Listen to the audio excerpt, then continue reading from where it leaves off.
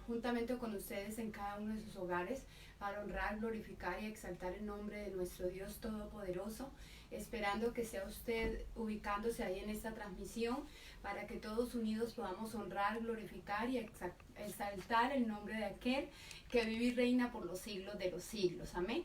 Vamos a iniciar dándole a Él todo el honor y toda la gloria, haciendo una oración delante del Dios Todopoderoso, presentando nuestras vidas, presentando esta preciosa hora delante del Rey, para que sea Él quien tome el control de la alabanza, de la adoración, de la predicación de su palabra y de cada una de nuestras vidas. Que sea Dios obrando de una manera especial, pues déjeme decirle que yo no conozco su necesidad, pero el Dios Todopoderoso lo conoce todo. Amén. Entonces vamos a cerrar nuestros ojitos, vamos a darle gracias al Señor por esta oportunidad de día más que nos regala, el aire que nos da para respirar y por cada una de las cosas que Él ha hecho a favor de su familia y a favor de mi familia.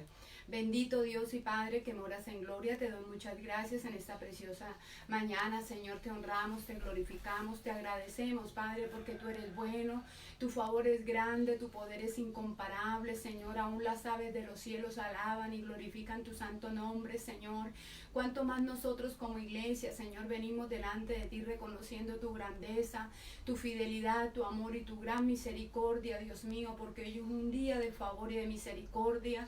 Eres tú, Señor, que nos das la noche para descansar, el día, Señor, para estar delante de ti, para honrarte, para glorificar y exaltar tu gran nombre, Señor, dándote gracias por el aire que nos das para respirar, dándote gracias por la vida y por la salud, Padre, dándote a ti todo el honor, toda la gloria y todo reconocimiento, Señor, porque sabemos que tú estás allí sentado en tu santo trono, Señor Dios Todopoderoso. Padre, por eso te honramos y te glorificamos, reconociendo tu grandeza, tu poder y tu soberanía, Señor, sobre nuestra tierra. Padre, te damos gracias por el mundo entero, Padre. Gracias, Señor, por cada país. Gracias, Señor, porque sabemos, Padre, que tú tienes el control de todas las cosas y nada, Señor, se sale de tu preciosa mano. Qué bueno es poder descansar en ti, Señor, esperar en ti, Señor, que cuando levantamos nuestra voz a ti, Dios mío, sabemos que tu precioso oído se inclina sobre nuestra súplica, Señor, y tú tienes piedad y misericordia de nuestra tierra, del mundo entero, Señor. En esta preciosa mañana venimos delante de ti clamando, Señor, para que tu favor y tu gran misericordia sea extendida sobre aquellas vidas que aún no te conocen, Señor. Que seas tú obrando, Dios, de una manera especial y utilizando estos medios, Señor, para que las semillas, Señor, que está siendo sembrada en cada uno de estos medios, Padre amado, haya cabida en cada vida y en cada corazón, y pueda haber el cambio y la transformación que tú quieres en el ser humano. Te honramos, Señor, y te glorificamos, Padre amado, sabiendo, Dios mío, que ante ti podemos venir confiadamente, trayendo nuestras cargas y nuestras súplicas, Señor, rogando tu favor y tu gran misericordia. Que seas tú quien extiendas tu mano sanadora sobre aquellos cuerpos que están enfermos en los hospitales, en las UCIs, en las clínicas, Señor. Extiende tu virtud sanadora, Señor Dios Todopoderoso. Limpia sus bronquios, sus pulmones, Señor, sus vías respiratorias, Señor, y seas tú dando restauración a cada cuerpo que se encuentra enfermo, Señor Dios Todopoderoso. Seas tú levantando y fortaleciendo, Dios mío, para que tu nombre sea glorificado y podamos entender, Señor, que la última palabra la tienes tú, Dios Todopoderoso. Tú que nos has creado, tú que nos has formado, Señor. Por eso estamos en esta preciosa mañana delante de ti, rogando tu favor y tu gran misericordia extendida sobre cada vida, sobre cada corazón, Padre amado. Que seas tú quien convenzas de pecado, de juicio y de maldad. Que seas tú quien redarguya, Señor. Que seas tú quien ministres a tu pueblo, Señor Dios Todopoderoso. Levanta aquel hermano que está caído, débil, sin fuerza, Señor. Que seas tú quien lo restaures, Padre amado. Que seas tú obrando, Señor, en medio de cada dificultad. Que seas tú extendiendo tu mano de poder y misericordia, Señor, sobre tu iglesia. En esta preciosa mañana, Señor, colocamos estos momentos delante de tu divina presencia, Señor, para que seas tú quien tomes a través de tu Santo Espíritu el control de la alabanza, la adoración, de la predicación de tu palabra, Señor. Que todo lo que llevemos a cabo sea para alabanza y gloria de tu santo nombre. Te damos muchas gracias, Señor, porque tú como iglesia nos reúnes para honrarte, para glorificar y exaltarte. Bendice, Señor, cada hogar y cada familia, Señor, que se dispone a transmitir, Señor Dios Todopoderoso, a escuchar esta alabanza, esta adoración. Bendice, Señor, de una manera especial, y seas tú obrando y tomando el control de nuestras mentes, de nuestros corazones y de nuestros pensamientos. Queremos alabar y exaltar tu grandeza, tu fidelidad, tu amor y tu gran misericordia en esta preciosa mañana. Muchas gracias te damos, Padre, en el nombre poderoso de Cristo Jesús. Aleluya. Les voy a invitar, mis queridos amigos y hermanos, en esta preciosa mañana, que por favor tomemos la palabra del Señor ahí en los Salmos capítulo 117.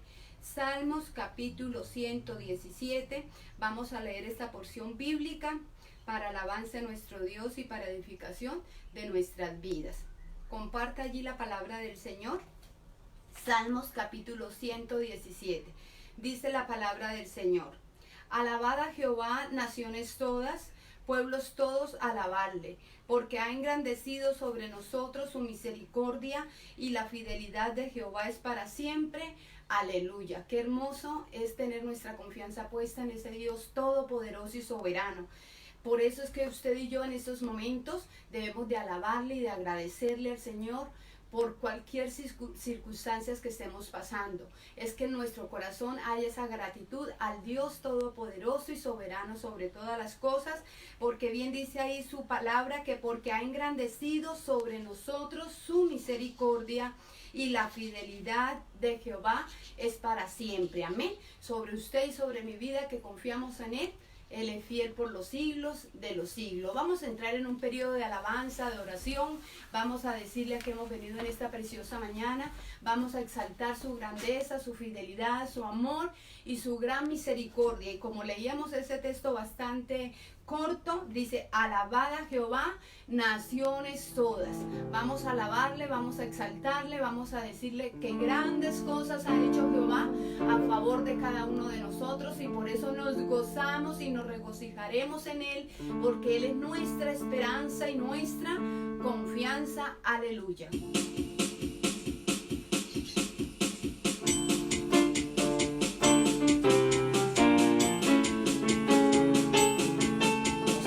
En la presencia del Señor en esta mañana. Para ti, oh Jehová, para ti quiero cantar, siento gozo en mi alma cuando canto para ti. Para ti, oh Jehová, para ti quiero cantar, siento gozo en mi alma cuando canto para ti. Por tu grande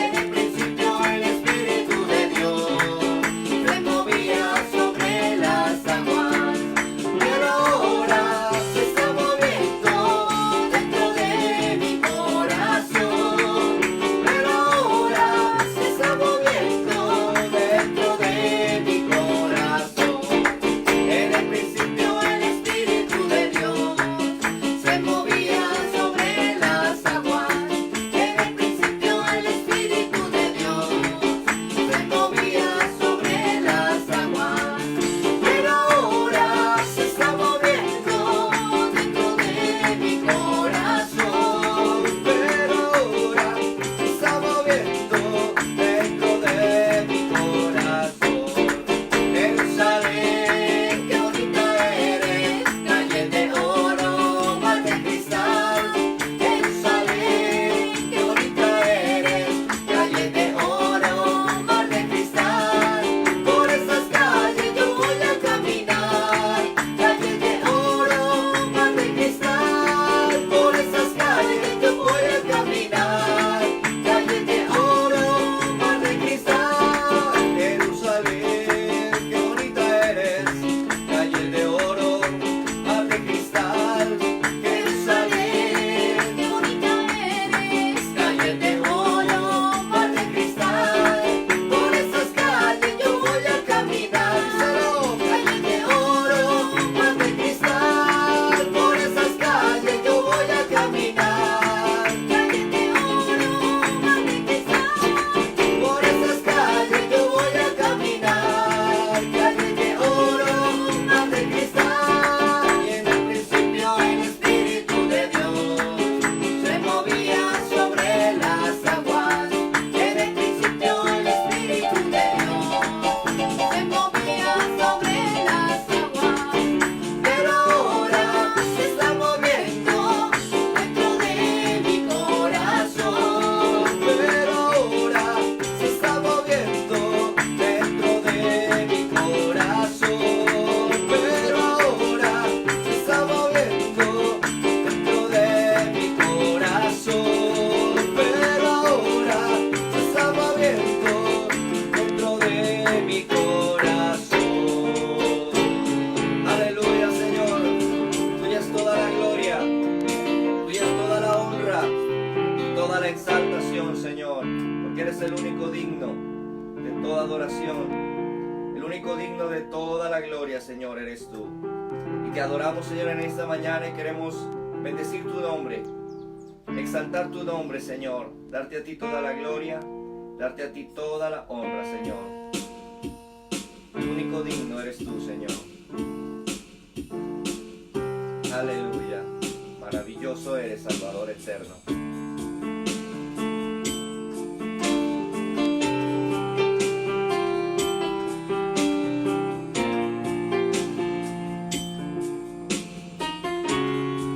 Gracias. Vamos a decir en esta mañana: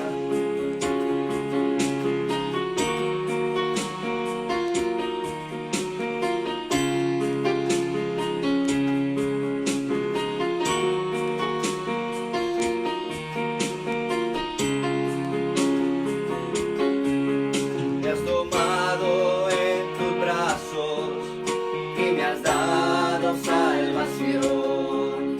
De tu amor has derramado en mi corazón.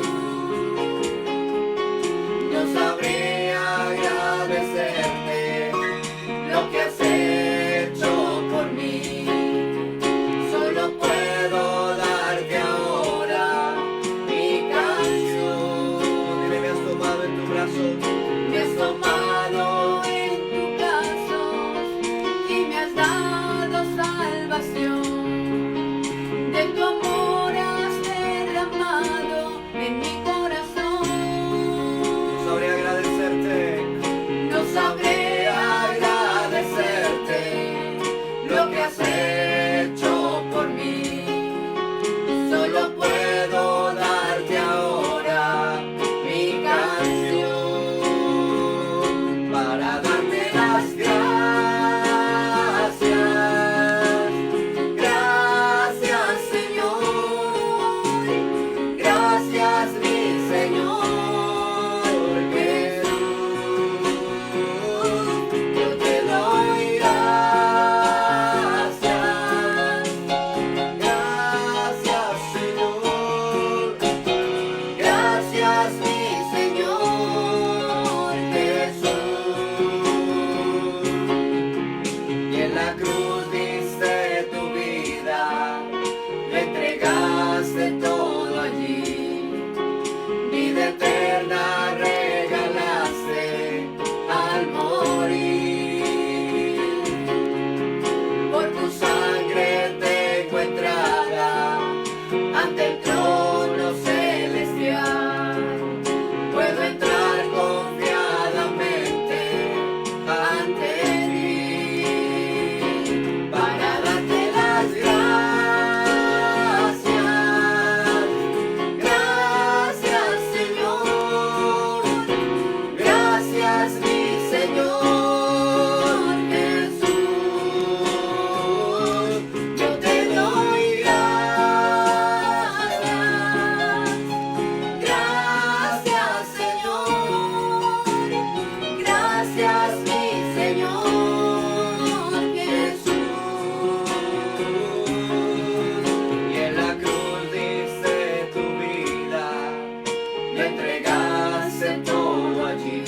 eterna.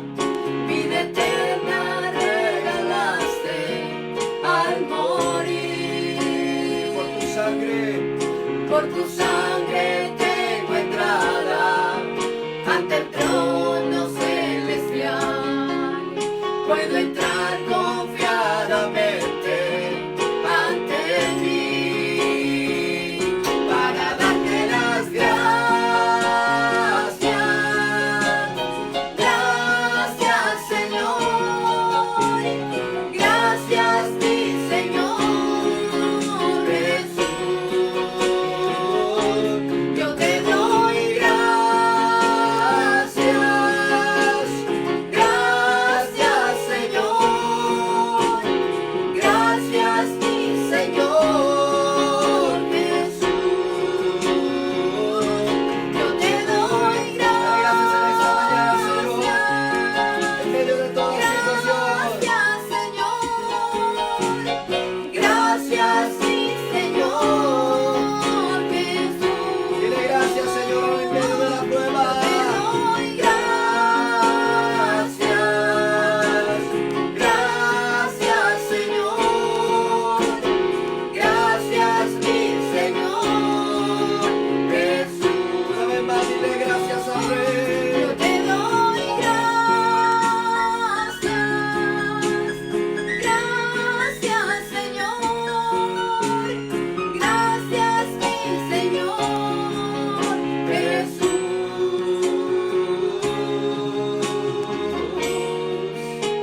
Gracias, Señor, oh Rey poderoso. Gracias porque tu misericordia es grande. Y ahora en medio de los juicios, Señor, tú tienes misericordia. Gracias por el sacrificio en la cruz. Gracias por dar tu sangre. Gracias, Señor.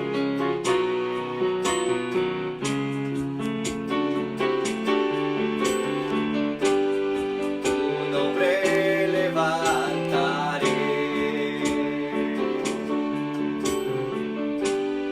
Me deleito en adorar.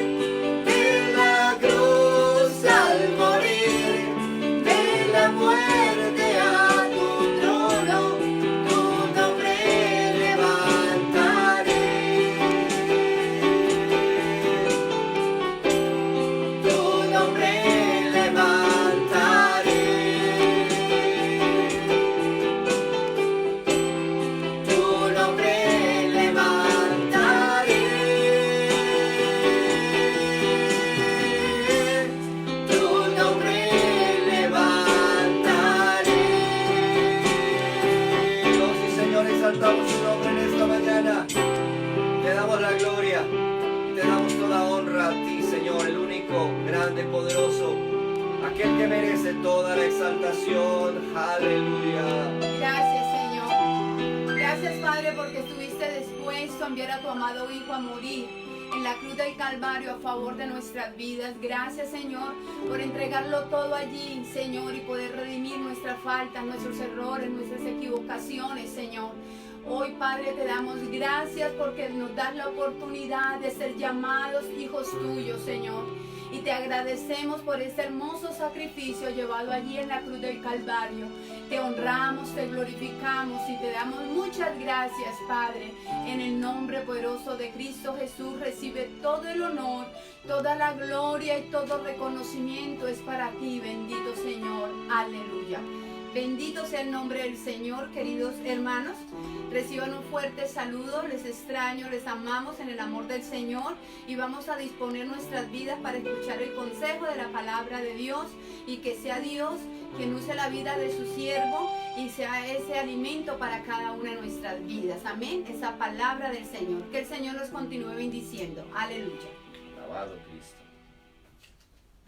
Maravilloso es nuestro Dios. Dios le bendiga a todos mis hermanos en esta preciosa mañana. Les saludo en el nombre del Señor. Es una bendición poder transmitir a través de estos medios la palabra del Señor y pues les saludo a cada uno de ustedes que ya están conectados, los que se irán conectando ahora en el momento. Dios le bendiga a mis amados hermanos y seguimos pues en este tiempo un tanto atípico como es estar cada uno encerraditos en su lugar. Y pues la iglesia también pasando por este proceso, haciendo los cultos a través de estos medios. Pero bueno, lo importante es que la palabra del Señor no está en cuarentena, la palabra del Señor no está detenida, no está encerrada, sino que la palabra de Dios sigue corriendo por todos estos medios y sigue alcanzando y sigue llegando. Amados hermanos, en esta mañana vamos a meditar unos minutos en la palabra del Señor y quiero invitarles para que nos ubiquemos allí en San Juan capítulo 19. San Juan capítulo 19. Maravilloso el nombre de nuestro Dios. San Juan capítulo 19. Vamos a ir a partir del versículo 41.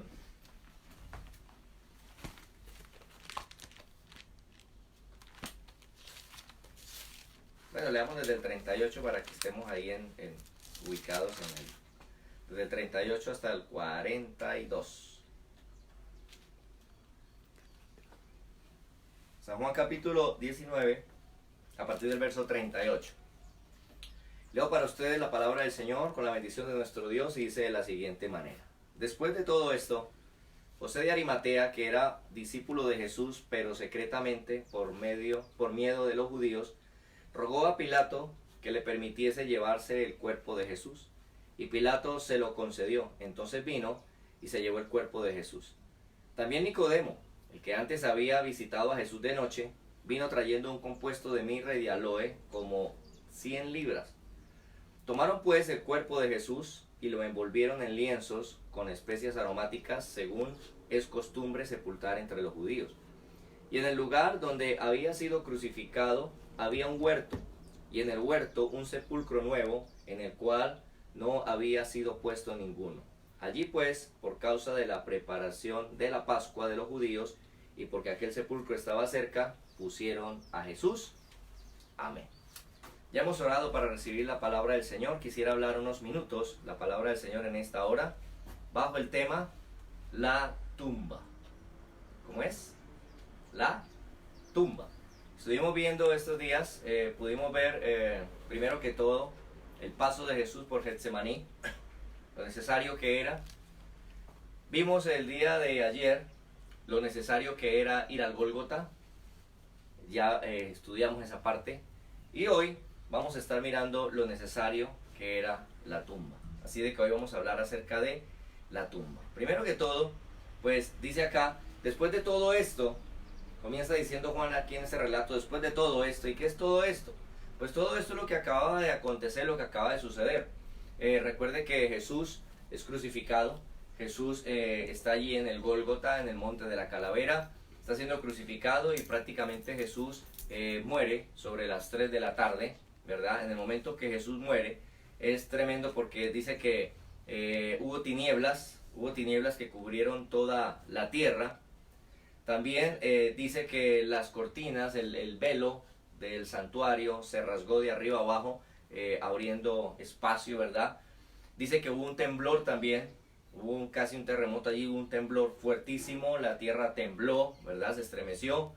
Dice que incluso habían rocas que estaban alrededor, que las rocas se rajaron, se partieron, o sea, una cantidad de sucesos sobrenaturales allí.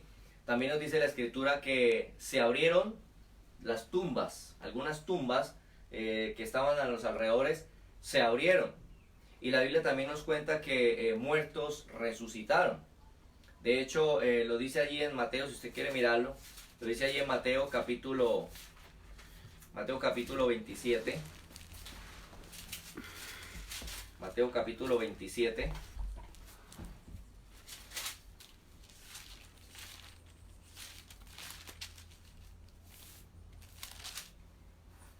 Dice el versículo 52. Dice, bueno, desde el 51, dice, y aquí el velo del templo se rasgó en dos, de arriba a abajo. O sea, Dios fue el que rasgó el velo, abrió el acceso al lugar santísimo, el acceso a la presencia de Dios. La tierra tembló, las rocas se partieron, dice el verso 52, y se abrieron los sepulcros, y muchos cuerpos de santos que habían dormido se levantaron. O sea que hubo resurrección. Y saliendo de los sepulcros después de la resurrección de él, vinieron a la santa ciudad y se aparecieron a muchos. O sea que eso es interesante que Jesús había predicado y había dicho, yo soy la resurrección y la vida. ¿Ya? Había dicho que él se levantaría de la tumba al tercer día. O sea, ya le había predicado todo eso. Sin embargo, algunos creían, otros no creían. Entonces estaban como atentos a la situación. De hecho, sus enemigos, los sacerdotes, los religiosos del momento, dice que estaban, ahora que había muerto, estaban pensativos porque decían, bueno, hay que estar atentos, no va a ser que se roben el cuerpo de Jesús, porque si se roban el cuerpo de Jesús, sus seguidores van a decir que resucitó y entonces el remedio viene a ser peor que la enfermedad. Entonces no hicimos nada. Entonces hay que estar atentos de que él había dicho que se iba a levantar. Eso es cuento, pero hay que estar atentos que no se roben el cuerpo. O sea, algunos incluso ni siquiera creían que se iba a levantar. Pero dice acá la escritura, pues dando señal de que él es la resurrección y la vida, ahora que Jesús había sido muerto, dice entonces, y se abrieron los sepulcros de muchos, y muchos cuerpos de santos que habían dormido se levantaron. Esto es interesante. Cuando Jesús muere, dice que se abren las tumbas y dice que muchos muertos se levantaron. O sea, comenzó la resurrección. Es una señal de que sí había resurrección en Cristo. Ahora, es interesante porque estos que se levantan aquí, estos cuerpos que se levantan aquí, no son como la resurrección de Lázaro. Que Lázaro, el Señor fue y lo llamó y le dijo, Lázaro, ven fuera, y Lázaro salió, pero al pasar los años, Lázaro se volvió a morir. En este caso, ya está comenzando lo que se conoce en la Escritura como la primera resurrección. Entonces está comenzando la primera resurrección. Estos que se levantan aquí, ya se levantan para ir a la gloria eterna. Es decir, estos ya se levantan con cuerpos diferentes, no con el cuerpo normal para morir otra vez, sino que ya se levantan a la vida eterna. Ahora, esto es interesante porque la Escritura dice que Cristo resucita y Cristo es las primicias, ¿ya? Cristo es la primicia, es el primero de la resurrección. Cristo es la primicia, entonces primero Cristo y luego los demás, luego nosotros. Bueno, la pregunta aquí sería, bueno, pero si Cristo es la primicia de la resurrección, es el primero, el Espíritu levanta, y luego el mismo Espíritu que levanta a Cristo levantará a todos los demás. ¿Cómo entonces aplicamos el hecho de que aquí el pasaje nos está diciendo que cuando Cristo muere, se abren sepulcros y muchos cuerpos de santos se levantan, resucitan y son vistos en Jerusalén? ¿Cómo así? ¿Quién resucita primero? ¿Cristo o estos muertos que estaban sepultados por ahí? Si estos resucitaron primero, entonces Cristo no es el primero, no es la primicia. Pero la Biblia dice que Cristo es la primicia, es el primero a quien el Espíritu levanta y luego a los demás. ¿Cómo hacemos entonces para entender eso? Bueno, tarea para la casa, leer la Biblia y encontrar la respuesta. Bueno, yo sé que están diciendo, no, pastor, entonces, como yo ya los conozco, yo sé que están diciendo, no, pastor, cuéntenos, te les voy a contar. Dice, la Biblia misma da la respuesta. Entonces, lea lo que pasó. Cristo está muriendo, ¿verdad? Mire lo que sucede en el verso 51.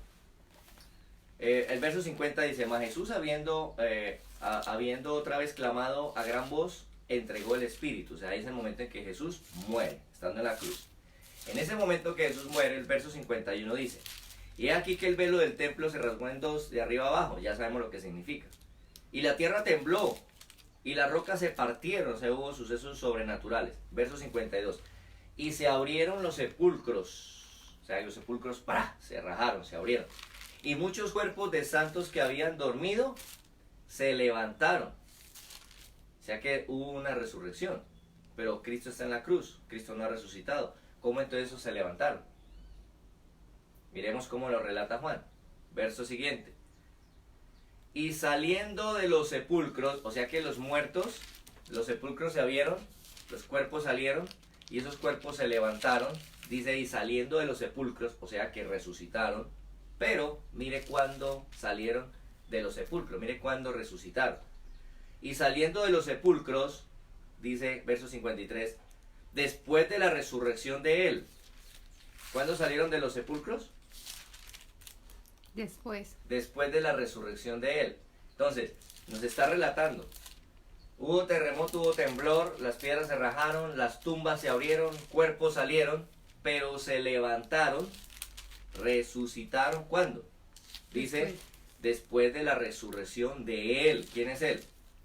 Cristo. Entonces, después de la resurrección de él, se levantan y vienen a la santa ciudad y se aparecen a muchos. A muchos. Entonces, queda claro que Cristo es el primero que resucita.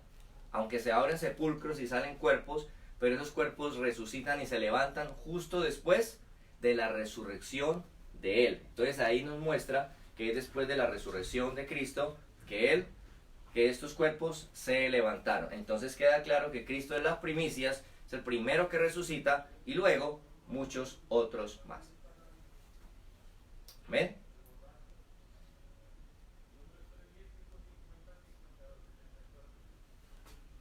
Dice entonces, sigamos acá. Vemos entonces que sucedió esto, las tumbas se abren, muertos resucitan, muchos cuerpos se levantan después de la resurrección de Cristo, entonces se levantan estos personajes. Bien, encontramos entonces que nos está diciendo Juan, después de todo esto, ya nos está contando qué es todo esto. Entonces Cristo es puesto en la cruz, Cristo allí lanza algunas palabras, Cristo allí entonces entrega su espíritu y dice consumado es, o sea, esto terminó. Y dice que entonces ya a las 3 de la tarde Jesús ha entregado su espíritu, Jesús está muerto. Muy bien. Entonces, ¿qué es lo que viene a continuación? Lo que viene a continuación es que entonces los discípulos están esparcidos, Jesús está muerto. Dice que entonces los soldados, como ya venía a las 6 de la tarde, ese día, estamos hablando del viernes, por decirlo de esta manera, entonces ya a las 6 de la tarde, según el calendario judío, a las 6 de la tarde comenzaba el siguiente día, comenzaba el sábado, comenzaba la fiesta de Sabbat, estaban celebrando la Pascua, comenzaba el Sabbat, y entonces ya era el día de reposo, y por ese motivo nadie hacía nada. Entonces apremiaba el hecho de que Jesús muere a las 3 de la tarde, los cuerpos están ahí colgados, hay que hacer algo porque solamente tenemos 3 horas para disponer algo con los cuerpos, porque ya a las 6 de la tarde nadie puede hacer nada. Ya todos quietos hasta las 6 de la tarde del sábado, o sea ya comenzando el domingo. Entonces nadie puede hacer nada. Entonces apremiaba, había que hacer algo. Entonces los soldados se van a revisar, Pilato dice, bueno, viene la fiesta de ellos, revisen rápido a ver que estén muertos. Y resulta que una crucifixión, una persona allí colgada podía durar hasta días. Hasta días. Entonces van a revisar los cuerpos. Bueno, revisemos los cuerpos a ver qué pasó. Dice que entonces llegan a revisar a los cuerpos de los ladrones y todavía estaban con vida. Todavía respiraban. De hecho, al estar crucificados, el peso del cuerpo lo va desgonzando de tal manera que van quedando colgados de los brazos, se aprieta la caja torácica, los pulmones se aprietan y la persona comienza a sentirse asfixiado hasta que mueren de asfixia ahí colgados. Entonces ellos al sentir que se van a morir, entonces con las piernas que estaban en la cruz, con las piernas se apoyan y se ayudan para poder exhalar un poco de aire, inspirar un poco de aire, poder respirar. Entonces se esforzaban de esa manera. Por eso cuando llegan los soldados a revisar los que están siendo crucificados, vienen y miran y se dan cuenta que los ladrones estaban vivos, todavía estaban respirando. Entonces la costumbre romana era, para ayudarlos a morir rapidito, era que con un mazo les partían las piernas, les partían las canillas, para que de esa manera quedaran desgonzados, ahí sí desgonzados, más el dolor de las piernas partidas, hermano, para que se murieran rapidito. Entonces dice que llegaron a los ladrones, estaban respirando, les partieron los huesos de las piernas, les partieron las canillas a ambos para acelerar el proceso de muerte. Pero cuando revisaron a Jesús, dice que lo vieron y dijeron, no, pero este ya está muerto, ¿no? Ya el hombre ya no respira, ya está muerto. De hecho, en uno de los salmos dice la escritura, dice el salmista allí, que ninguno de sus huesos sería quebrantado, ninguno de sus huesos sería rotos. Es más, recuerde que en el Éxodo, en la Pascua, cuando sacrificaban al cordero de la Pascua, no quebraban ningún hueso del cordero. Entonces eso era símbolo, pues, de que Jesús estaría completico, sería guardado. Entonces allí encontramos que miran a Jesús, se dan cuenta que Jesús no respira, entonces no le rompen los huesos. Entonces un soldado, para asegurarse, coge la lanza y ¡pra!, se la clava en el costado, llegando hasta el corazón, y cuando la saca, sale aguasangre. Aguasangre es lo último que sale cuando ya el cuerpo no tiene definitivamente más sangre, ya no hay más, sale una mezcla de aguasangre. Entonces cuando saca la lanza, chorrea aguasangre y se da cuenta que el hombre está listo. Entonces no, ya está muerto. Ahora, esto es interesante porque Pilatos se sorprende por el hecho de que Jesús ya estaba muerto. La lanza confirmó que estaba muerto, pero él se sorprende, él dice, ¿cómo así? ¿Por qué se murió tan rápido? O sea, ¿por qué los otros estaban todavía con vida? ¿Y por qué Jesús muere tan rápido? Pero esto es interesante, amados hermanos. Esto es interesante, el hecho de que Pilato se haya sorprendido de que Jesús hubiese muerto tan rápido. Esto es interesante. ¿Por qué? Porque por ahí hay incluso series documentadas sobre el tema ¿quién mató a Jesús? Y usted ve que en estos documentales entonces dice, bueno, no, a Jesús lo mataron los judíos. Y se ponen a revisar y dicen, no, a Jesús lo mataron fue los religiosos. Entonces estudian eso. Luego dicen, no, definitivamente a Jesús lo mataron los romanos. Y buscando, bueno, ¿quién mató a Jesús? Pero es interesante porque la Biblia nos enseña que a Jesús no lo mató nadie. Porque Jesús en algún momento está hablando a sus discípulos y dice que Él pone su vida. Dice, mi Padre me ama porque yo doy mi vida, porque es de poder recibir de mi Padre, dar mi vida y poder volverla a recibir. Entonces Él dice, a mí ninguno me la quita, sino que yo la doy. Y por eso aquí Pilato se asombra de que Jesús haya muerto tan rápido, porque Jesús no se murió, por decirlo de esta manera, en el lapso de tiempo, en el proceso como murieron los ladrones, que sería como el proceso natural de muerte, sino que dice Jesús aquí en su última palabra, dice que Él entonces dijo, consumado es, y entregó el Espíritu. ¿Qué hizo Jesús? Entregó el Espíritu. Quiere decir que Él mismo lo dio. O sea, no lo mataron, Él entregó su vida, Él dio su vida, Él mismo la dio, dijo, listo, ya, la doy, y la entregó, porque era el momento, ya 3 de la tarde, era el momento. El cordero del Éxodo había sido sacrificado entre las 2 tardes, y entre las 2 tardes, la primera tarde era de 1 a 3, de 12 a 3, y la segunda tarde era de 3 a 6, entonces esas eran las 2 tardes, en medio de las 2 tardes sería las 3 de la tarde, a esa hora se sacrificaba el cordero pascual en el Éxodo, a las 3 de la tarde, en medio de las 2 tardes. Por eso Jesús, siendo las 3 de la tarde, entrega el Espíritu, porque el cordero era sacrificado en medio de las 2 tardes. Otra vez más se cumple la Escritura. Entonces, eso es lo que podemos ver allí. Entonces Jesús entrega el Espíritu, se muere, se dice, ya me muero, ya él se muere. Y entonces Pilato se asombra porque dice, no, pero ¿por qué estaba muerto? Confírmenme eso. ¡Pran! Con la lanza dice, no, sí, estaba muerto. Eso confirmó. Ahora es interesante esto también. Es interesante que fuese confirmado por los mismos soldados romanos a través de la lanza. ¿Por qué? Porque muchos tenían la idea que probablemente Jesús, de hecho hay algunas teorías de algunas personas que discrepan en esto y dicen que que Jesús no estaba muerto, que como no le partieron las piernas, etcétera, etcétera, entonces él no murió, entonces que muy probablemente lo bajaron y estaba medio vivo y encerrado en la tumba. Allí tuvo tiempo de volver a incorporarse, a recuperarse, y entonces se salió y se escapó. Y entonces ahora están con el cuento que resucitó. Eso, hay teorías así. Entonces es interesante que la lanza romana hubiese confirmado la muerte de Jesús, porque eso quiere decir que tocó hacer el acta de defunción y todo, diciendo, este hombre está muerto. Además, vamos a mirar que a Jesús lo sepultan. De hecho, estamos hablando hoy acerca de la tumba. A Jesús lo van a colocar en una tumba, lo van a sepultar, y Pilatos, los romanos, no aprobarían la sepultura a menos que este hombre estuviera muerto. O sea, no darían el permiso de sepultarlo a menos que estén seguros que está muerto. Así que esto es importante porque quiere decir que Cristo sí murió. Esto deja claro que Cristo sí murió. Entonces, la tumba, llevarlo a la tumba indicaba que realmente estaba muerto. Pilato no habría permitido sepultura de no haberse asegurado de la muerte de Jesús. Ahora, esto es importante porque Jesús había dicho que él moriría, que él entregaría su vida, que él moriría, pero que a los 3 días o al tercer día resucitaría. Entonces, era necesario que se cumpliese esto. Jesús debía ir a la tumba para que la palabra se cumpliese, para que lo que se había dicho, para lo que él mismo había dicho, se cumpliese. Por eso era necesario que Jesús fuera a la tumba. Muy bien.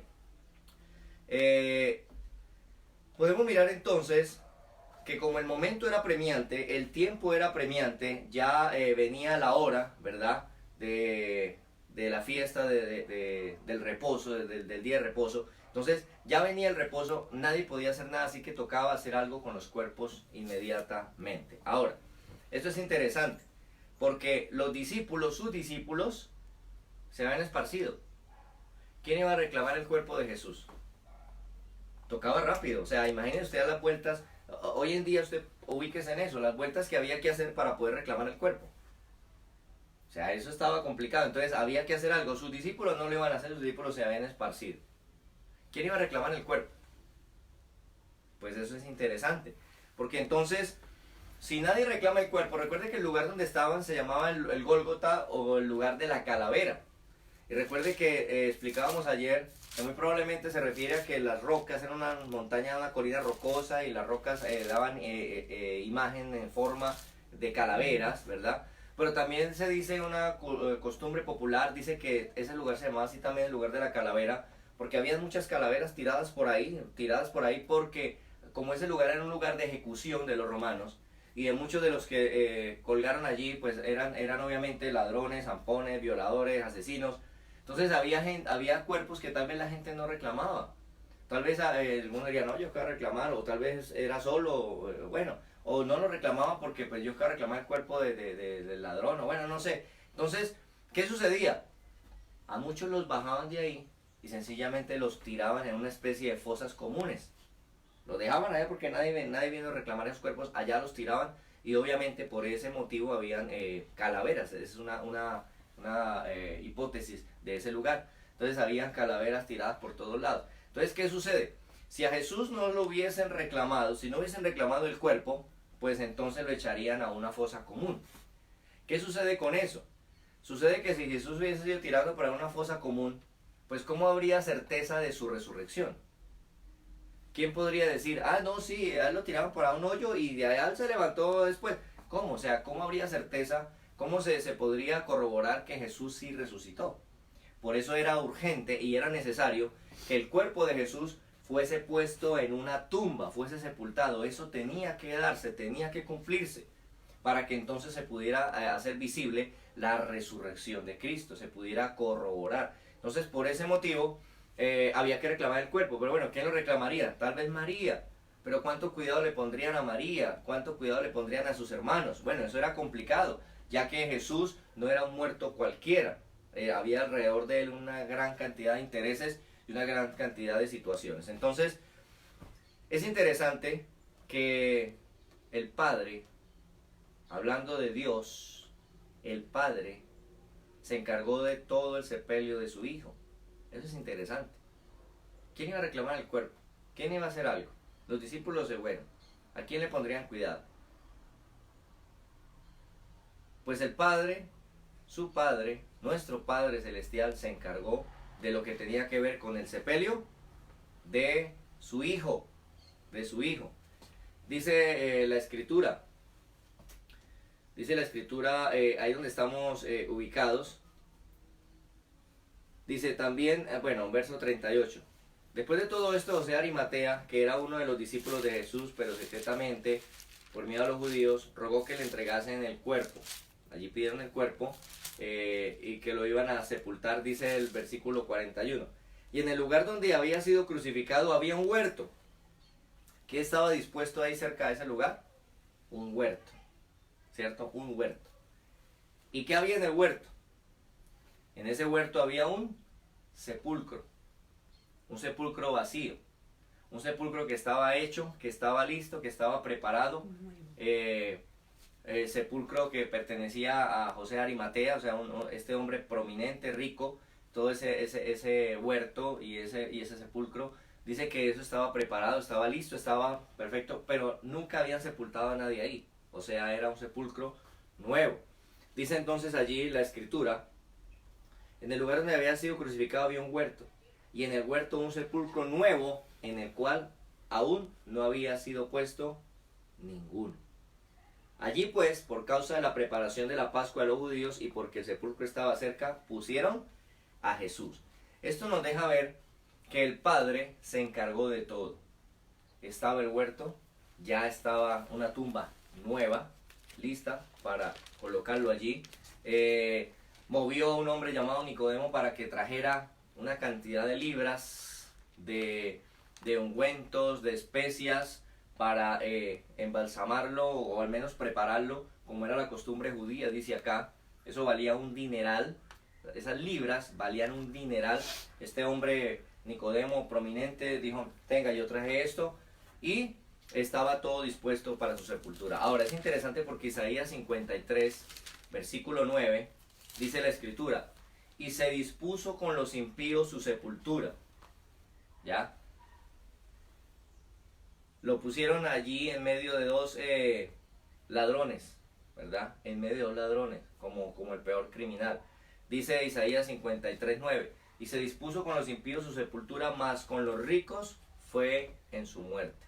Resulta que en la cultura, en el contexto, en la cultura que se vivía allí, en medio de los judíos, recuerden que los religiosos estaban allí en el lugar, la costumbre era, o la cultura decía, que con los ricos, con los que tenían modo, con los que tenían forma, con los ricos, ellos eran bendecidos y tenían mucho dinero porque eran buenos. Y como eran buenos, Dios los amaba y Dios estaba con ellos. Entonces, por eso eran ricos. Pero a los pobres, a los malhechores, Dios no amaba a esa gente, Dios no amaba a los pobres, y por eso, como no los amaba, porque eran pecadores, entonces por eso Dios estaba airado con ellos, y por eso entonces ellos mantenían pobres, porque Dios no estaba con ellos, Dios no los amaba. Entonces era como la cultura teológica que había en ese momento. Entonces dice allí que ellos pusieron a Cristo como cualquier malhechor, como cualquiera lo pusieron allí, ya que Jesús decía que Él era el Hijo de Dios, pues lo pusieron a morir allí de tal manera como el peor de los malhechores, como tratando de decir, si ni siquiera Dios está con usted es un malhechor, a usted Dios no lo ama. Pero es interesante porque Dios, el Padre, había preparado que fuese sepultado con los ricos, para demostrarles que era el Hijo de Dios, para demostrarles que sería sepultado con el honor de un Hijo de Dios. Entonces, de esa manera, en medio de los ricos, porque fueron los ricos los que fueron a reclamarlo y a buscarlo, en medio de los ricos, en una tumba de ricos, allí fue puesto su cuerpo. Eso nos deja ver todo el cuidado de Dios a favor de su Hijo, todo el cuidado del Padre a favor de su Hijo, el cuidado que tuvo para su sepultura. Ahora yo me pregunto, bueno, si el mismo Dios es nuestro Padre, ¿será que no tendrá cuidado de nosotros? ¿Será que no tendrá cuidado de su vida, de sus necesidades, de su familia? Claro que sí. Él tiene cuidado de cada uno de sus hijos, tiene cuidado de nosotros. Entonces, dice Isaías 53:9, y se dispuso con los impíos su sepultura, mas con los ricos fue en su muerte. Así que hombres ricos, prominentes de la ciudad, harían el sepelio, sepultarían a Jesús en ese lugar. Y eso también dejaba ver algo, que tanto Jesús estuvo allí con los, en este caso con los malhechores, con los pobres, y también estuvo en la sepultura con los ricos. Esto dejaba ver que la necesidad tanto de ricos y pobres era la misma, la necesidad de salvación, que el problema del pecado en ricos y pobres era el mismo, que tanto Jesús estaba con ellos como estaba con estos, o sea, que el Cordero, que Cristo abarcaba todas las esferas, todas las formas, ¿verdad? Alcanzaba a toda la especie humana, que con cualquiera estaban en la misma situación de necesidad, de vulnerabilidad por causa del pecado y por causa de la maldad, y todos necesitamos el mismo Salvador. Así que es interesante porque Jesús había predicado con su vida, había predicado la palabra, había hablado y ha hecho grandes cultos, ¿verdad?, con multitudes, pero también en el silencio de la tumba, también Jesús está predicando. Allí en el silencio de la tumba también Jesús está predicando. La tumba, la muerte y el final, la nada, son el triste final del pecador. Jesús está demostrando allí. Recuerde que Jesús no había cometido pecado, así lo dice la Escritura. El que no conoció pecado, Dios lo hizo pecado. O sea, lo trató como un pecador. Allí en la cruz Cristo fue tratado como un pecador. Cristo fue puesto en el lugar del pecador. Quiere decir que como lo tenían que tratar a usted, me tenían que tratar a mí por causa del pecado, así fue tratado Cristo en la cruz. Fue tratado como un pecador. No hubo pecado en él, pero fue tratado como un pecador. Ahora, entienda esto. Entienda esto. Al él pagar por el pecado de la humanidad y ser puesto en una tumba, allá, en soledad, en silencio, como ese el final, está demostrando, está diciendo, este es el final del pecador. Este es el final del que peca. Sencillamente cualquier día su pecado lo alcanza, le pasa la factura, termina su vida, termina sepultado y ahí terminó. Ese es el final del pecador. El pecador no tiene esperanza, el pecador no tiene salida. Entonces Jesús en la tumba está dejando ver, está predicando o está mostrando que ese es el final de aquel que es pecado. Yo no pequé, pero pagué por sus pecados. Y miren, para que ustedes entiendan, este es el final del que tiene pecado. Sencillamente cualquier día su vida termina en una tumba y se acabó. Hasta ahí llegó. Y ya dice la Biblia, y después de esto, el juicio. Así de que ese es el final del pecador. El pecador aquí en la tierra puede lograr muchas cosas, puede alcanzar mucho. El malo puede lograr muchos éxitos y muchas victorias. Pero hay una tumba que siempre lo va a estar esperando. Hay una tumba que siempre va a estar para él. Y el día que llegue allá, si no se arrepintió, su fin es fin de muerte. Su final es un final triste y doloroso. No hay esperanza de vida eterna para él. Entonces, esto para que nosotros también pudiésemos comprender y entender, ¿verdad? Que la paga del pecado es muerte. La tumba también es interesante porque la tumba produjo ciertas situaciones. La tumba produjo temor e incertidumbre en sus discípulos, que se esparcieron. ¿Dónde estaban los discípulos? Mientras estaba Jesús en la tumba, mientras lo bajaron de allí y lo pusieron allá, ¿dónde estaban sus discípulos? No estaban, se fueron. ¿Qué estaría pasando por la mente de ellos? ¿Qué estarían pensando sus discípulos?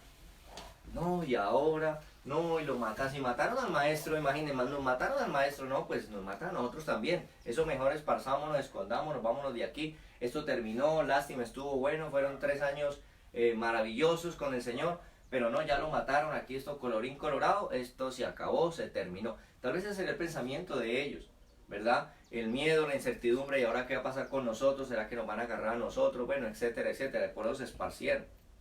Eso produjo el silencio de la tumba. Al ver la tumba y todo silencioso ahí, no, esto terminó, ahora perdámonos de aquí, no, pailas, mataron al Señor, no, vámonos, vámonos. La pregunta es, ¿qué produce en usted el silencio de Dios? ¿Qué produce en su vida cuando Dios no habla, cuando Dios no pareciera que no estuviera por ahí, cuando Dios no dice nada, cuando usted está en medio de una situación y pareciese que Dios se escondió, se fue y Dios no aparece por ningún lado? ¿Qué produce en usted el silencio de Dios? El silencio de la tumba hizo que los discípulos se esparpajaran, porque había miedo, temor, incertidumbre, inseguridad, desconfianza, el no saber qué va a pasar, el temer por ellos mismos. Bueno, ¿qué produce en su vida el silencio de Dios? ¿Ha habido momentos en su vida en que Dios pareciese que se hubiese callado? Pareciese que no dijese nada, pareciese que no estuviera presente. ¿Qué produce en usted ese silencio?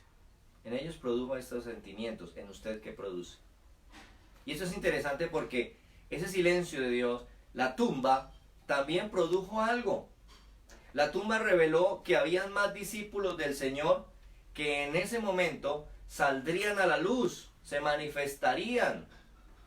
En este caso, según el pasaje, encontramos a Nicodemo y a José de Arimatea. Escúcheme. El cuerpo de Jesús iba a quedar por ahí. ¿Quién lo iba a reclamar? Premiaba el tiempo, la hora. Por eso era importante, era necesario que alguien prominente, que alguien de peso, que alguien que sería escuchado, estos eran principales incluso dentro de los religiosos. Así que era fácil que a estos hombres prominentes, ricos, los escucharan, les abrieran las puertas, le pusieran cuidado. De hecho, fueron ante Pilato. Eso era tremendo, ir ante Pilato a pedir el cuerpo de Jesús.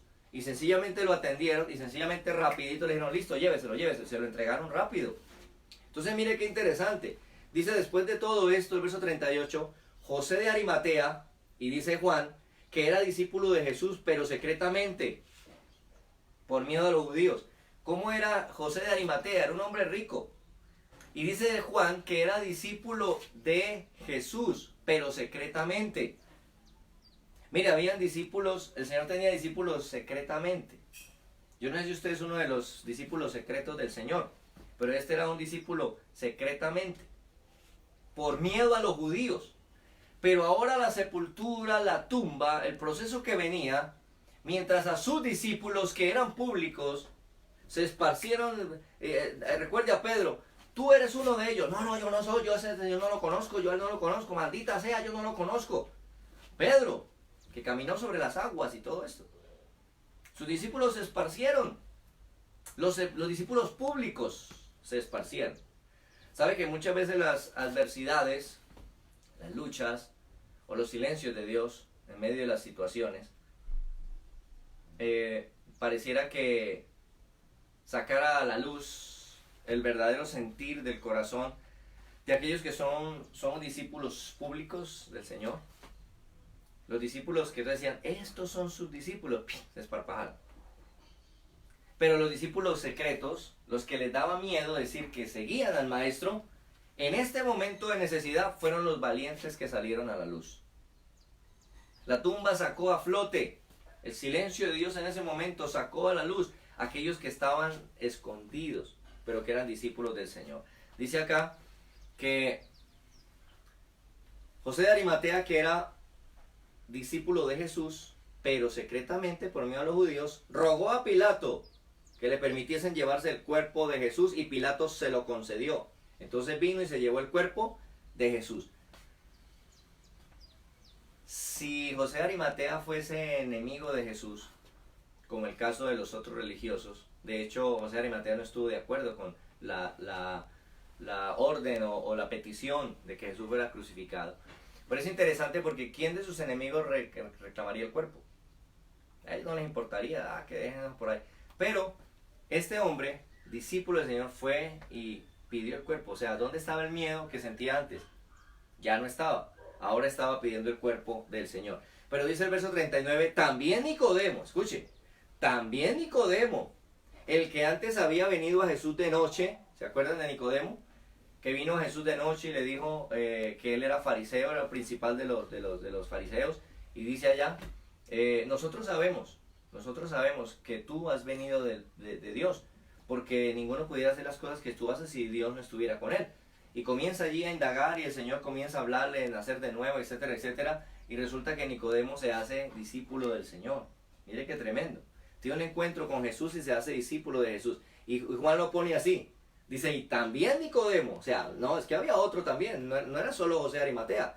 También Nicodemo, el que había visitado a Jesús de noche, dice, vino trayendo un compuesto de mirra y de aloes como 100 libras, hermano, eso valía un montonón de dinero.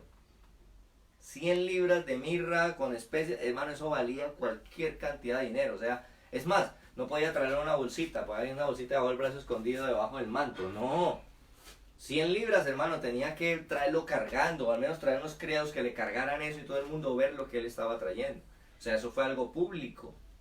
Entonces vemos que aparece otro, Nicodemo, que también era un principal, también se unió a la causa de hacer algo con el cuerpo de Jesús para ubicarlo en la tumba. Así de que mientras sus discípulos públicos, por causa de la sepultura, de la tumba y de lo que estaba pasando, huyeron, se esparpajaron, amados hermanos, salieron a flote otros, salieron a la luz otros que también eran discípulos del Señor. Muchas veces los momentos difíciles, hermano, esparpajan, ¿cierto? Desaparecen aquellos que en cierto momento no están firmes o sólidos en el Señor. Pero por el contrario salen a la luz otros que uno dice, yo jamás creería que esta persona estaba siguiendo al Señor. Yo jamás creería que esta persona amaba al Señor. Yo jamás pensaría, no, usted jamás tuvo cara de ser un creyente. Pero resulta que sale a la luz en esos momentos de dificultad diciendo, yo soy discípulo del Señor y aquí estoy para las que sea. Mire, hermano, eso produjo esta situación, ¿verdad? No sé usted cuál de los dos es, ¿verdad? De hecho, ahorita, pues estamos pasando por un momento adverso. Uno como pastor entiende que cuando uno se reúne, pues uno ve la congregación y dice, esta es la congregación, están los hermanos. Pero ahorita yo la congregación que veo es aquí en la cámara del celular. Entonces yo le predico aquí al celular, esa es la congregación, al rotico ahí, el circulito del celular, esa es la congregación a quien yo le predico. Y bueno, ahí está la congregación, de alguna manera ahí están. No los puedo ver. Pero bueno, yo confío que en medio de toda esta situación, pues nosotros seamos como Nicodemo, como José de Arimatea, que en medio de la situación adversa, ¡pran!, salimos adelante y decimos, aquí estamos, seguimos acá, aquí están los discípulos del Señor. O algunos pudieran decir, no, nosotros somos como los discípulos, éramos públicos, pero en medio de esta adversidad, ¡pim!, ya nos desaparecimos. No, tenemos que seguir perseverando y seguir adelante en el nombre del Señor. Que en medio de toda esta situación podamos seguir avantes, podamos seguir adelante, demostrando que sabemos en quién hemos creído. Que estamos dispuestos a pasar por las verdes y las maduras, por las situaciones que se nos presenten, pero ahí seguimos adelante, porque no es tiempo de retroceder, no es tiempo de enfriarnos, de apagarnos, no es tiempo de volver atrás, sino que es tiempo de seguir adelante y mucho más, ahora que vemos que el tiempo de nuestra redención está cerca. Amén. Entonces, seguir adelante en el nombre de Jesús. La tumba, entonces, amados hermanos, reveló esto. Discípulos que el Señor tenía, que salieron a la luz en ese momento. Cuando Dios completó su obra, ahí en el Génesis, cuando Dios completó la creación, dice que entonces el séptimo día reposó. O sea, porque ya lo que había que hacer estaba hecho. Dijo, listo, ya no hay más que hacer. Pues déjeme decirle que la tumba representa el reposo de Jesús.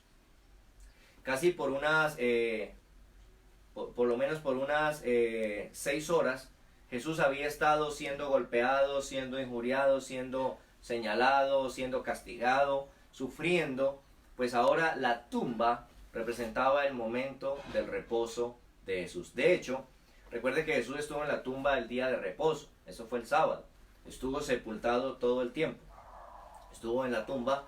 Ese día se cumplía el reposo. Así que todos estaban en sus casas, en sus lugares. Y Jesús estaba en la tumba, cumpliendo el reposo. Así que entonces, esto nos deja ver que Jesús también reposó de su obra. Al estar en la tumba, está diciendo, voy a reposar. No porque estuviera cansado, sino que está diciendo, voy a reposar. Eso quiere decir cesar toda actividad. Voy a cesar toda actividad, voy a cesar toda obra, porque la obra que había que hacer en la cruz dijo, consumado es, hecho está. O sea, lo que había que hacer se hizo, entregó el Espíritu y entonces entró al reposo como lo hizo el Padre en el momento de la creación. El séptimo día Dios reposó. Se cumplió la obra que había que hacer, se cumplió. Y eso es interesante. Jesús cumplió incluso la ley estando muerto. ¿Sí? Porque él dijo, yo no vine a abrogar la ley, sino a cumplirla, vine a cumplirla toda. Había que cumplir el reposo y sencillamente ese día que era sábado, que era reposo, el Señor estuvo en la tumba y reposó. Cumplió la ley incluso estando muerto, estando en la tumba. Dice el versículo, miremos en Marcos 15, Marcos capítulo 15, Marcos capítulo 15, versículo 42 en adelante. Dice, cuando llegó la noche, porque era la preparación, es decir, la víspera del día de reposo, José de Arimatea, miembro noble del concilio, que también esperaba el reino de Dios, vino y entró osadamente, dice, mire cómo fue, vino y entró osadamente a Pilato y pidió el cuerpo de Jesús. O sea que lo que él hizo fue algo osado, no fue algo que era corriente ni era normal, fue osadamente, o sea, fue valiente. Pilato se sorprendió de que ya hubiese muerto, y haciendo venir al centurión le preguntó si ya estaba muerto, e informado por el centurión dio el cuerpo de José. Estaban seguros que estaba muerto, el cual compró una sábana y quitándolo lo envolvió en la sábana y lo puso en el sepulcro que estaba cavado en una peña, e hizo rodar una piedra en la entrada del sepulcro. Y María Magdalena y María madre de José miraban donde lo ponían. Entonces allí vemos el momento, lo que sucedió. Por temor o los enemigos, por temor a lo que Jesús había dicho, que probablemente iba a resucitar, que se iba a levantar, entonces ellos planearon y dijeron, no, esta gente van a robarse el cuerpo. Se roban el cuerpo y luego dicen, si ve que no hay cuerpo, resucitó, y entonces con eso se nos pone peor la cosa. Entonces dijeron, no, hagamos algo. Entonces por temor a sus enemigos, la piedra se rodó, se cerró el sepulcro, una piedra que no se quitaba fácilmente. Cerraron el sepulcro con una piedra, lo pusieron allí, cerraron la tumba con la piedra. Esto aseguraba que no se podía salir. Pero también dice que sus enemigos fueron y pidieron a los romanos que por favor colocaran guardias custodiando la tumba. Mire que esto es interesante. Estaba la piedra sellando la tumba. Sus enemigos mandan pedir guardias que aposten allí frente a la tumba para que nadie tenga acceso a la tumba. O sea, asegurarse que el cuerpo estaba bien sepultado, que estaba en la tumba. Bien. Aparte de eso, mandan sellar la tumba. Resulta que colocaban un sello romano y quien osara romper ese sello romano pagaba con su vida. Así es de que, estando sellada la piedra, sellada la tumba, absolutamente nadie se atrevería a romper el sello romano. Esa era la muerte. Romper el sello era la muerte. Así de que dijeron, no, pero también sellen la tumba, y ¡pam!, sellaron la tumba. Así de que eso estaba supremamente asegurado. Y esto es maravilloso, porque los enemigos, buscando asegurar de tal manera que Jesús no robase su cuerpo para decir que resucitó, pues lo que hicieron fue apoyar y exaltar más grandemente el momento de la resurrección. Porque de esta manera, si había tanta seguridad, ¿cómo es posible que el cuerpo se saliera y la tumba se abriera? ¿Cómo es posible? O sea, ahí sí que era imposible, ¿cierto? Entonces todo esto sirvió para asegurarse de que no robaran su cuerpo, pero esto se convirtió en exaltar la resurrección, en dejar claro que fue que sí resucitó. Ahora, la tumba nos recuerda que no podemos resucitar a la vida eterna sin pasar por ella. Escuche, Jesús iba al cielo, ¿cierto?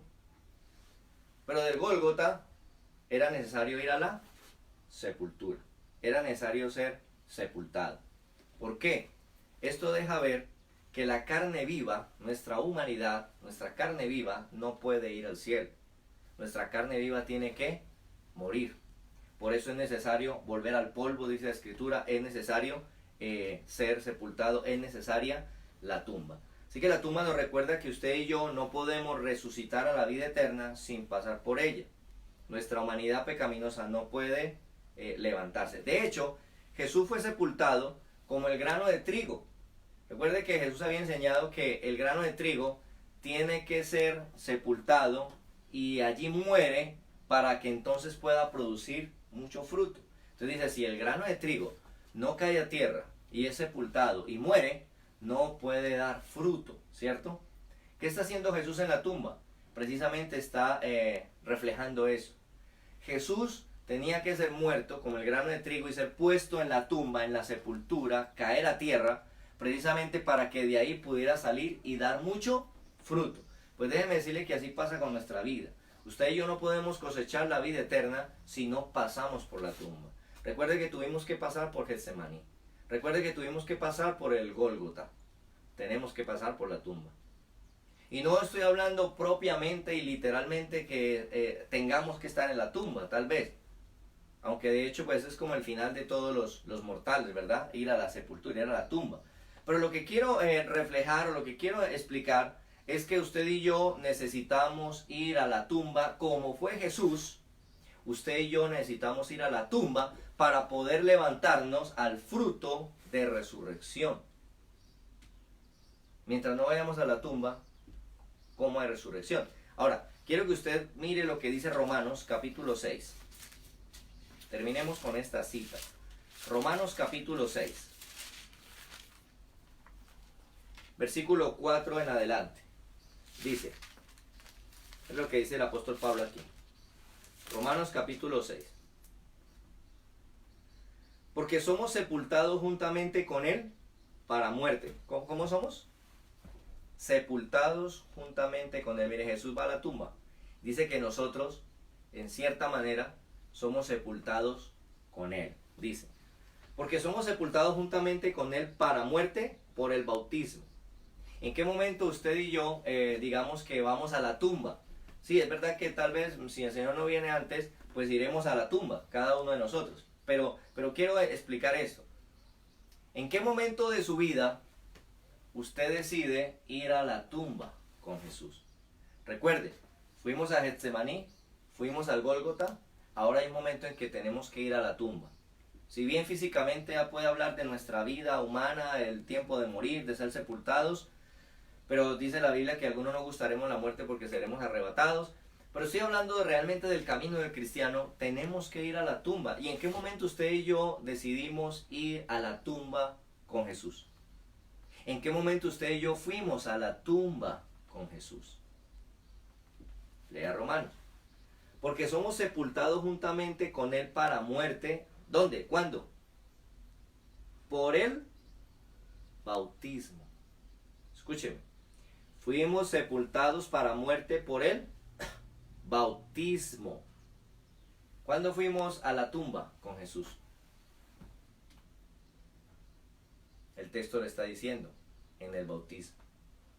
Cuando usted y yo tomamos la decisión de ir a las aguas y de bautizarnos, en el momento que fuimos a las aguas y fuimos sumergidos, en ese momento fuimos a la tumba con él. En ese momento fuimos a la tumba. En ese momento entramos a la tumba. Dijimos, maestro, aquí estamos. Hemos sido sepultados también. ¿Sí me entiende? Y en el momento que salimos de las aguas, en el bautismo, resucitamos. Es señal, símbolo de resurrección para vida eterna, para una nueva vida. Entonces mire lo que propone Pablo aquí en Romanos. Porque somos sepultados juntamente con él para muerte por el bautismo. Así que si usted ya se bautizó, usted fue a la tumba con él.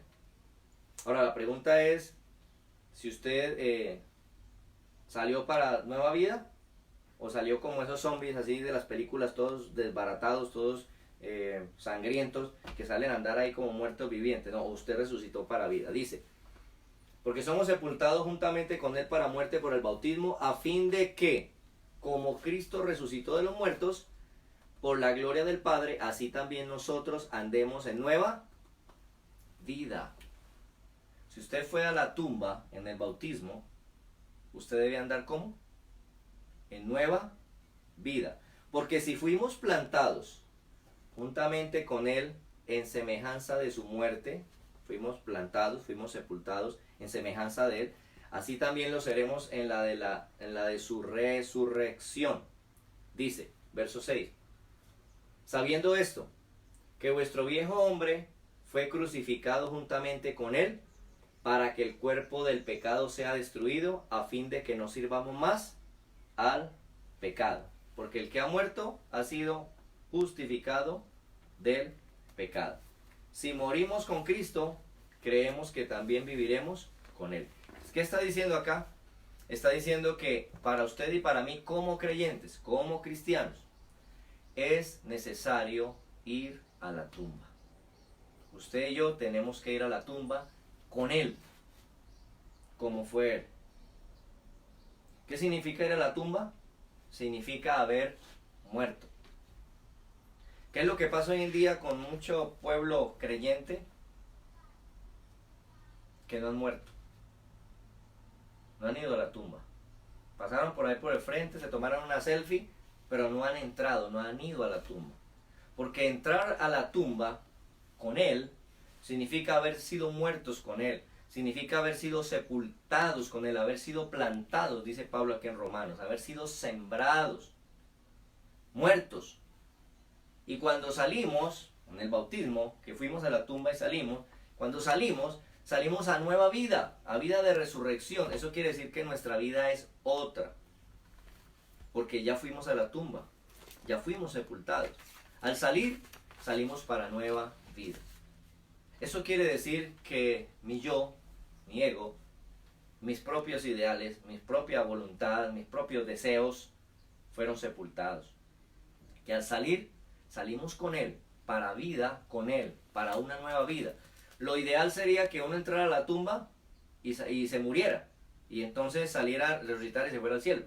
Pero como aquí está hablando Pablo haciendo una semejanza, dice que nosotros como creyentes ya fuimos a la cruz, al Gólgota, ya nos arrepentimos, ya recibimos al Señor, nuestra vida fue crucificada juntamente con Él. Entonces Jesús fue bajado de ahí, de la cruz, y fue puesto en la tumba, sepultado. Entonces se supone que nuestra vida también va a la tumba a ser sepultado. ¿Cuándo? Cuando vamos al bautismo, fuimos sepultados, ¿cierto? Se supone que al salir hemos resucitado para una nueva vida, para una vida para Cristo. Se supone entonces que usted saldría de allí, del bautismo, a vivir una vida diferente, una vida de un resucitado. El problema que se da hoy en día es que mucho creyente no camina como una vida resucitada. Camina como caminaba antes, camina igual, no ha pasado nada en su vida. Y déjeme decirle algo, usted y yo no podemos esperanzar una resurrección real, se habla de una resurrección real a la vida eterna, si nuestra vida no ha ido a la tumba, realmente. No que se murió el hermanito, no, realmente en vida, ir a la tumba en el bautismo y levantarnos a tener una vida diferente. Yo le pregunto, usted que se conoce, usted que sabe quién es usted ahora, después de su bautismo, ¿usted vive diferente? ¿Usted vive muy distinto a lo que vivía antes? ¿Usted es otra persona? ¿Vive ahora una vida nueva, una vida para Cristo? ¿O usted dice, no, yo me bauticé, pero vivo igual que como vivía antes, hago todo lo mismo igual? Entonces déjeme decirle, usted no ha entrado a la tumba, no ha ido. Usted tiene que morir a sí mismo, morir a usted mismo, para poder levantarse y vivir la vida de Él resucitado. Si usted no va a la tumba y muere con Él, no va a salir a vivir la vida del resucitado, la vida eterna con Él. El mensaje de la tumba en esta mañana nos dice que usted y yo tenemos que ir allí. Simbólicamente se hace en el bautismo. Pero tal vez si usted ya se bautizó y dice, no, pero yo todavía no he corregido muchas cosas en mi vida, pues entienda en esta mañana, usted tiene que ir a la tumba. Eso significa, el significado de eso es que usted tiene que morir a usted. El Señor dijo, todo aquel que quiere guardar su vida para sí, o sea, vivir para sí, la perderá. Pero todo aquel que pierda su vida, deseche su vida, su yo, sus metas, sus ideales, deseche su vida, por mi causa, la hallará. Ahí está la diferencia. Hemos querido ser creyentes viviendo nuestra vida, o sea, sin entrar a la tumba. Y la verdadera realidad para poder ser creyentes es tener que ir a la tumba para poder entonces vivir, ganar o hallar la vida eterna. Así que hermanos, les dejo con este mensaje en esta mañana. Medite en él y espero que Dios haya hablado a su vida, a su corazón. Y si usted entiende que en su vida hay cosas que tiene que acomodar, si usted entiende que realmente usted necesita ir a la tumba, qué mejor que estar en este tiempo de encierro para que usted hable con Dios y le diga, Señor, ayúdame a morir a mí mismo. Si yo no soy sembrado como el trigo, como tú fuiste sembrado, no puede haber fruto en mi vida. Si yo no voy a la tumba, entonces no puedo resucitar. Tengo que ir a la tumba para que haya resurrección. Para que haya resurrección eterna en mi vida, yo tengo que morir a mi yo, a mi humanidad, a mi viejo hombre, al cual he crucificado, pero tengo que sepultarlo, no lo puedo dejar ahí, tengo que sepultar esa vieja naturaleza, enterrarla, sepultarla, dejarla allí para poder resucitar para una nueva vida. Así que Señor, ayúdame a sepultar aquellas cosas en mi vida que son tropiezos, que son obstáculos, que definitivamente es lo que no me ha dejado avanzar, es lo que no me ha dejado caminar. Padre eterno y maravilloso Dios, venimos delante de tu presencia, Señor, a rogar, Señor, tu favor. Padre, hemos entendido tu palabra en esta mañana. Tenemos que ir a la tumba, así como fuimos al Getsemaní, así como fuimos al monte de la calavera, al Gólgota, así mismo, Señor, tenemos que ir a la tumba. Es necesario que nuestra humanidad sea sepultada. Es necesario que nuestra naturaleza pecaminosa sea sepultada. Es necesario que mi viejo hombre sea sepultado para que entonces pueda haber resurrección. Si no soy sepultado, no hay resurrección. Así que, Señor, te pedimos, oh Dios, que nos permitas entender tu palabra y ponerla por obra en nuestra vida. Permítenos, Señor, sepultar aquellas cosas de nuestra vida que definitivamente sabemos que vivas no pueden estar, porque no nos dejarán avanzar y caminar. Tenemos que sepultarla, Señor. Ayúdanos, Padre amado. Gracias por tu palabra y por tu bendición en esta hora. En el nombre de Jesús. Amén y amén. Amados hermanos, Dios les bendiga. Es un gozo. Les amamos, les extrañamos y seguimos adelante en el nombre del Señor. Aleluya. Bendiciones para cada uno de ustedes.